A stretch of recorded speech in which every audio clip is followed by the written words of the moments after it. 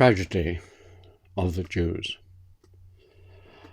My notion of tragedy, I suppose based on Greek tragedy, is that it's a combination of an end which is deep in suffering and pain, and a path towards that end which seems inevitable.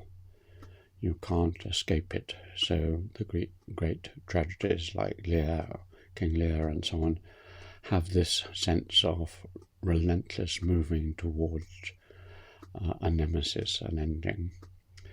And therefore it's not a bad word to use of the Jews and Israel. And it is evoked particularly just at this moment because of the flare-up of hatred and tension between Israel and the Palestinians in Gaza and the occupied territories. And so just to work out in my mind some of my thoughts on the causes and possible alleviations of this, these are a few thoughts. They're framed within, I hope, a background where I have, during my life, had no strong antagonism or even much consciousness of the difference between me and Jewish people. At Oxford, for example, my first two serious girlfriends were both Jewish, and I not only did I not care, I didn't even know. And my wife has often observed that I'm with someone or friends with or whatever, and that they're Jewish. And I said, oh, I hadn't noticed that.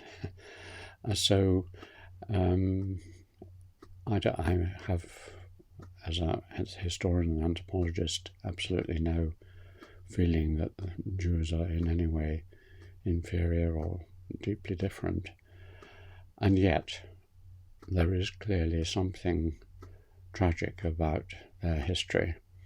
And as a historian, I'm well aware of the appalling tragedies they suffered in my own country, in England, and even more so across continental Europe again and again, suffering great destructions, ending up famously in the Holocaust.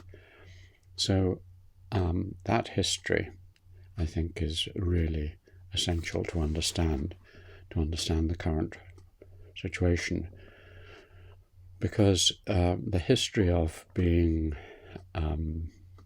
mistreated and victimized has impacted necessarily the views of many Jewish people whose ancestors and close family have been subjected to this.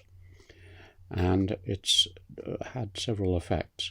One is that throughout history, the way the Jewish people have adapted to persecutions is to set up barriers around themselves. Either they were walled in, as in the ghetto, originally in Venice and elsewhere, or they created their own psychological and sometimes physical walls around themselves to protect themselves. They also were forced very often into certain activities. They weren't allowed to do many of the things that the wider society did, and so they specialized both in money and finance, and hence became extremely rich, and hence often the objects of envy and persecution, and also learning and art, at which, of course, they have excelled. And so they have specialized and they have set up defenses against persecution. And naturally, this long history has made them wary, very wary. And an extreme form of this, of course, is paranoia, which is the fear of being attacked and in classic paranoia, that fear leads you to take preemptive action. So you have this feeling, I'm going to be attacked, so I better get in my counteraction first, or to relieve the sense of victimization and persecution, you actually provoke this, and then when it happens, you have at least a sense of relief, I told you so. So that is the long background, very, very briefly, of the time to the setting up of Israel after the Second World War. And at that point, never having had a state of their own for centuries and millennia, it's not surprising that they felt that the only safety they would have is to have a state, and there were various plans after the war of where a Jewish state could be set up. And when it was being mooted in Palestine, their original location, the Jewish people could have taken various courses. They decided on two strategies. One was what was termed by the British at the time terrorism. The Stern Gang and so on bombed and killed the occupying British and fought for their independent land. So Israel was born in violence and bloody warfare, and then was supported by America, who supported them against the British, and the state was set up. The second strategy, I imagine it would have been possible to either have divided quite a large, extensive area, and the displaced Palestinians have gone into one half and the Jews into the other half, or it could have been set up as a multi-faith state of some kind with equal rights and so on. Neither of those options were taken. The decision was taken to get rid of as many Palestinians as possible of the native people, throw them off their land, throw them out of the territory, and millions were displaced, and as the Jews had often been displaced into neighbouring countries, who took them and set up huge refugee camps. So ethnic cleansing and a certain amount of genocide and a certain amount of terrorism were in the mix from the start, and quite understandable in many ways, but a source and seed of future tragedy. And so that tragedy continued, because once you had started along the course of expansion and cleansing and establishing a stronger and stronger state, you took actions. And as you look at a map of Israel over the last 50, 60 years, you see the steady expansion of the Jewish settlements and the expropriation of the Palestinians, pinned into a smaller and smaller area, and any area which might have been a separate state cut into segments. And you also see the erection of a kind of ghetto, huge walls dividing the Jews from Gaza or from different parts of the Palestinian settlements. So curiously, to an outsider looking down on this, it looked as if the Jewish people there, the Israelis, had replicated the ghettos of Europe from which they had fled, and they had based their strategy on military power, expansion, threat, and a huge amount of hard work and inventiveness and success. The change over this time is tragic. I remember when I was wondering what to do after my undergraduate degree in Oxford, 1963, I had active plans to go to Israel and to spend some months there on a kibbutz, because for many of us, the kibbutz idea of peaceful settlement of farmers and others seemed an ideal state, almost utopian. And so Israel was a beacon of hope, even by 1963. And then, of course, with the war in 67 and the expropriation of huge more numbers of Palestinians, the spiral downwards continued. Now, this is a tragic history because you can see both sides of the problems, and one has sympathy for the suffering that is happening on both sides.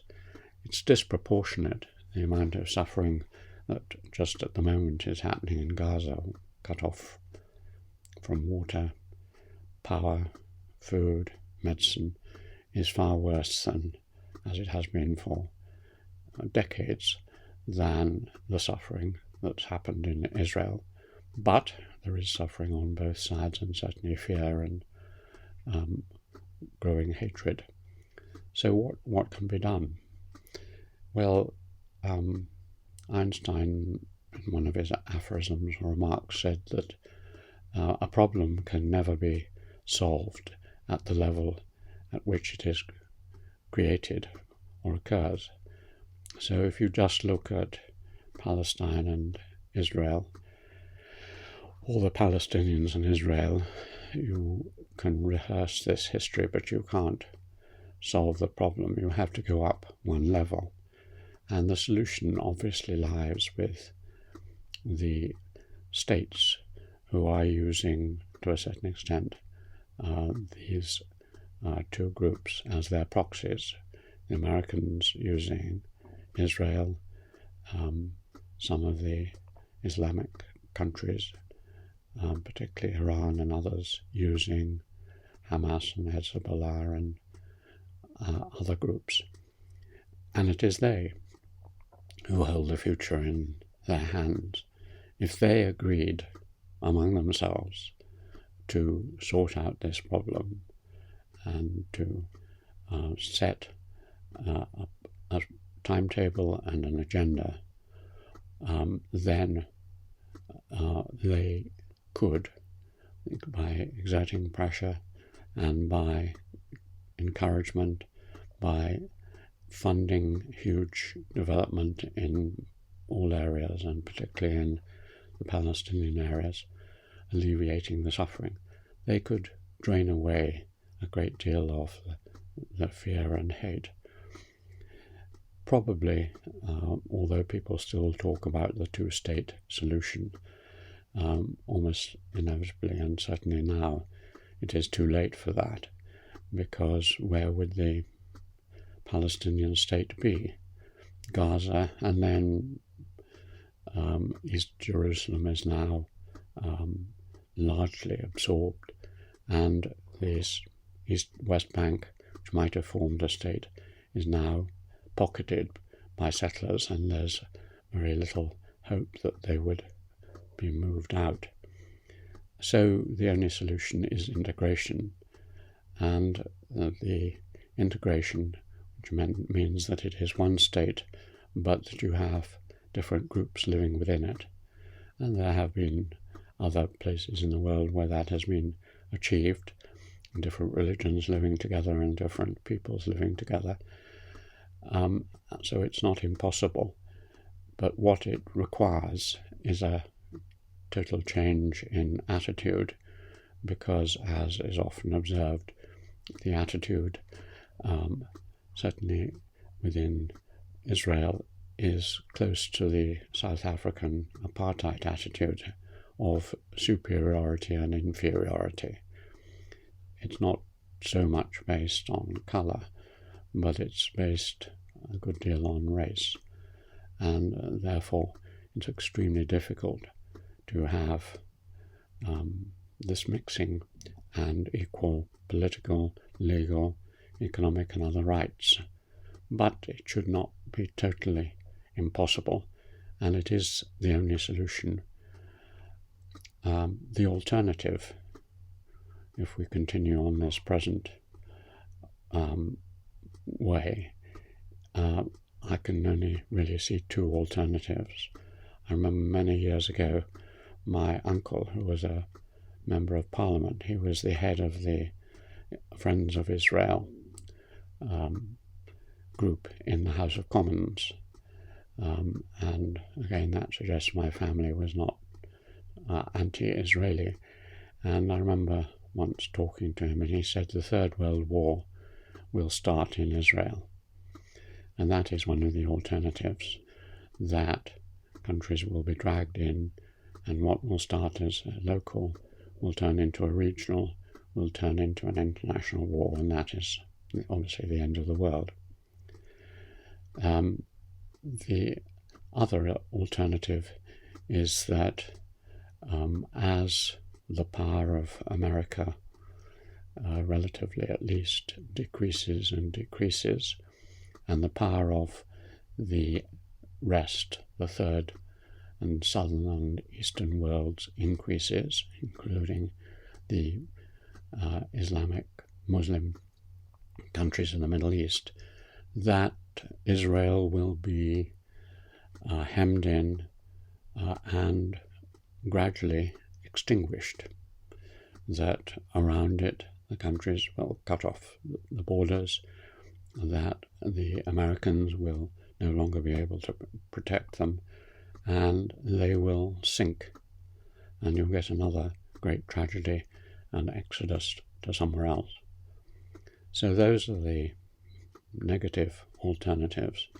The positive alternative is that learning something from this tragedy, the international community, though community is too strong a word for it, that the backers of the two sides agree that this cannot go on, and that their clients or friends must work out a solution with their help.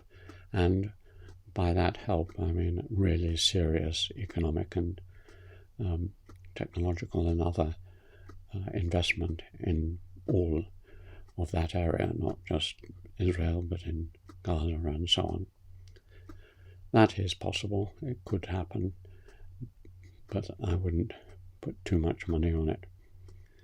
So that's got some of my ideas off my chest, but I won't put this up on YouTube, and it's just for my own clearing of my mind.